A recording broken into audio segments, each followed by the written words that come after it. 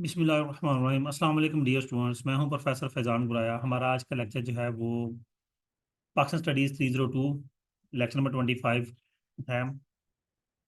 आज के लेक्चर में हम बात करेंगे बेनज़ीर भुट्टो नवाज शरीफ की बैक टू बैक जो गवर्नमेंट्स बनी। एक बनती वो डिज़ॉल्व होती, दूसरी बन जाती वो डिज़ॉल्व होती, फिर पहले की, इस तरह चलता रहा अगले 1998 से 1999 तक, यानी कि अप्रॉक्सीमेटली 11 साल यही एक्टिविटीज़ 11-12 साल चलती रही। जब उसका इरा ख़त्म हुआ 1988 में, ज़ियाउल हक का उसको एक एयर प्लेन क्रैश में उसकी डेथ हो गई। तो 1988 में पहली दफ़ा इलेक्शंस हुए, और उन इलेक्शंस में पहली दफ़ा से मुराद ये कि ज़ियाउल हक के इरा में इलेक्शंस ख़त्म कर दिए गए। 1977 के बाद 1988 में आके 11 साल बाद पाकिस्तान में इलेक्शंस हुए। पेपर पार्टी ने बारीक सेहत के साथ इलेक्शन जीता, लेकिन साथ में पेपर पार्टी को फिर भी अपने आप को मुस्तहकम करने के लिए एमक्यूएम के साथ इत्तेहाद करना पड़ा।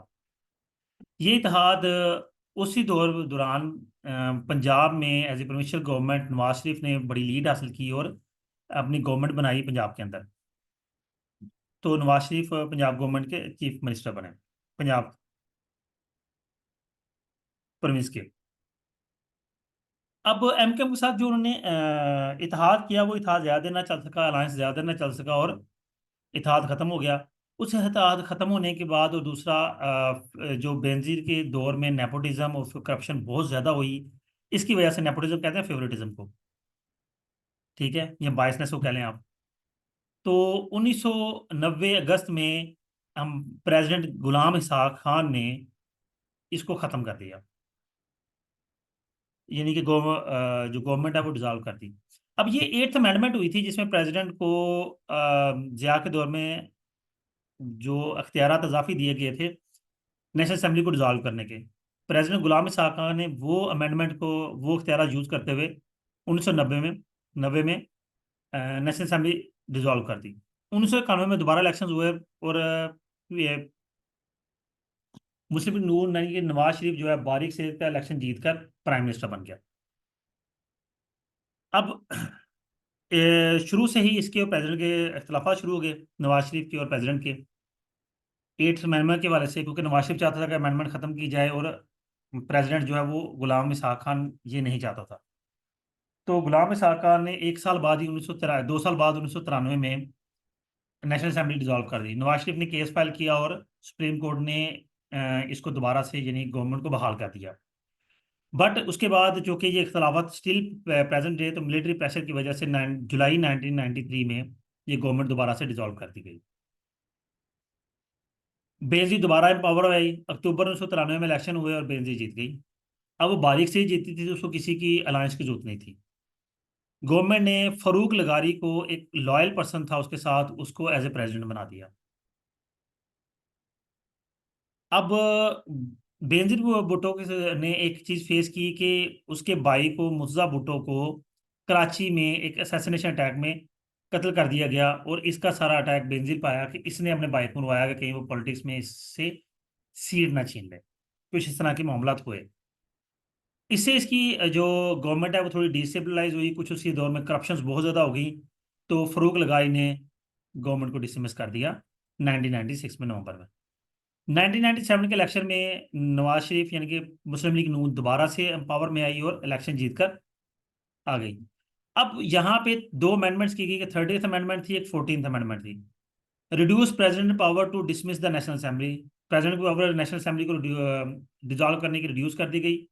और 14वीं अमेंडमेंट ये कि prevented floor crossing ensuring party loyalty, ठीक है, कि पार्टी को छोड़कर कोई नहीं जाएगा। ये 14th अमेंडमेंट हुई, जो पार्टी को छोड़कर जाता है वो पार्टी उसको सेटिसाइड कर सकती है। इसी दौरान 1997 में जो अफगानिस्तान तालिबान थे, Pakistan recognise the Taliban regime in Afghanistan along side US, Saudi Arabia and UAE. इनको रिकग्नाइज किया तालिबान को, पाकिस्तान ने।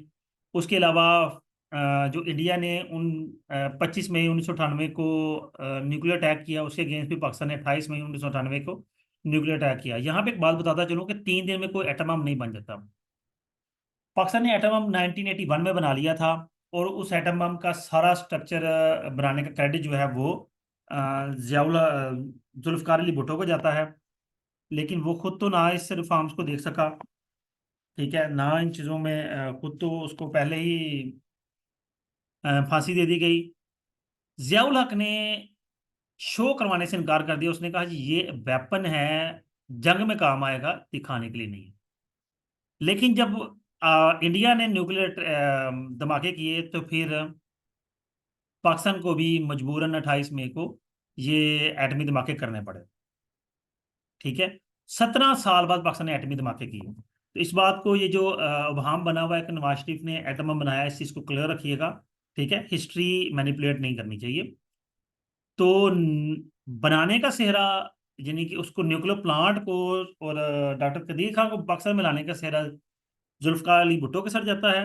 न्यूक्लियर जो कंप्लीट हुआ था वो जिया के दौर में हुआ था, लेकिन जिया ने उसको चलाने की परमिशन नहीं दी थी। जून 1998 में इंडिया को फिर काउंटर करने के लिए हमें मजबूरन 3 दिन बाद ही ये धमाके करने पड़े। अब एक और चीज यहाँ पे काबिल गौर है कि 3 दिन में ही हम सारी तैयारी नहीं कर सके। हमें पहले से इंफॉर्मेशन मिल चुकी थी कि इंडिया धमाके करने, हमारी इंटेलिजेंस ने ये इंफॉर्मेशन दे दी थी कि इंडिया इस चीज़ की तैयारी कर रहा है। तो फिर हमने वो तैयारी शुरू कर दी।